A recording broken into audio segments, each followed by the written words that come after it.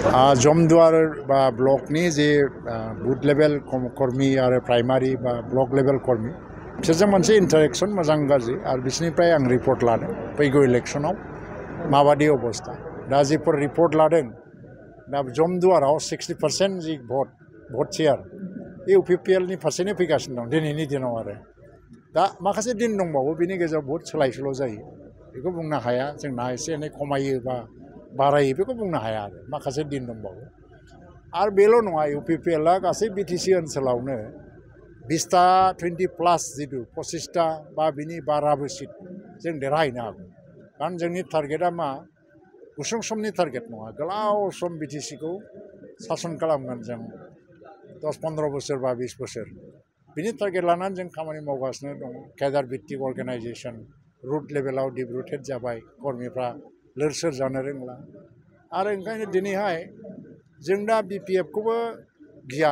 बिपिएफआ जोंनि फेक्टर नङा कंग्रेसआथ' एखेबारे फेक्टर नङानो आरो बिजेपिखौ लानानैबो जोंहा गिनाय गैया कारण बिजेपिया जियानो खालामा जेसेबां खालामा मानो सरकार दानो हानायसिम एमसिएलए बा नाम्बार देरहाहैनो हानाय अबस्था गैया बिसोरो मोनसे सिमायावनो थानांगोन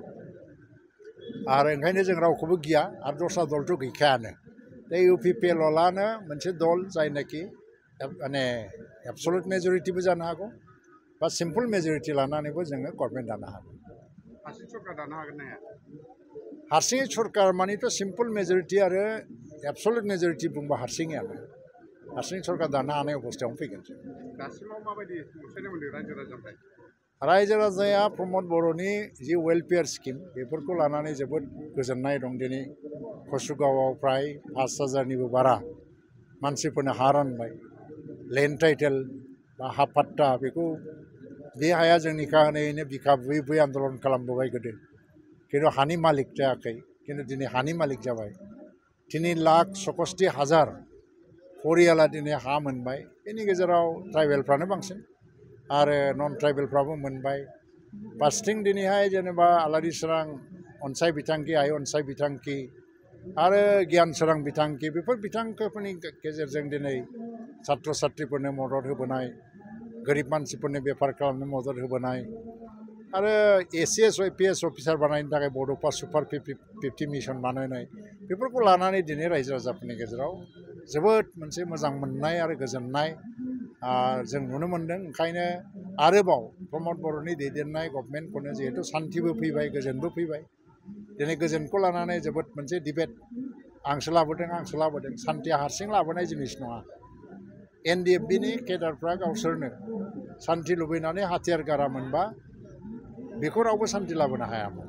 भारत सरकारा बिसोरजों मोनसे सुक्ति खालामामोनबा सान्थियाबो फैनाय नङामोन प्रमद बर'आ एबसुलि प्रेसिडेन्ट जानानै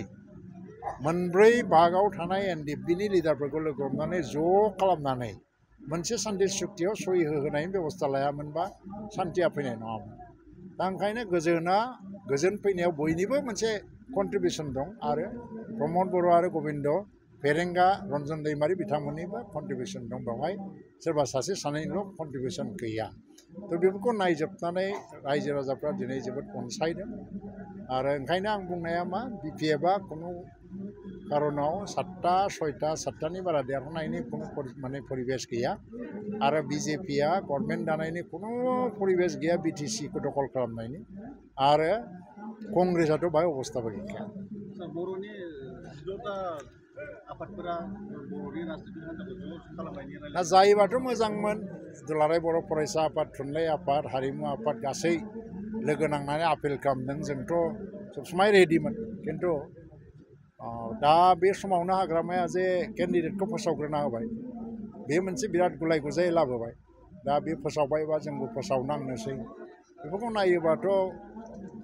खौसे जानायनि इस्सा गैया नामा हाग्रामा महिलारि बिथाङा आरो बे माबा माबि खोथा बुंदों मादों बेफोरखौ नायजोबनानै आरो जोंबोथ' बारा गोबाव थानो हानाय नङा इउपिपिएल दलाबो केन्डिडेट फोसावनांगोन खिन्थु जायोबा मोजां मोना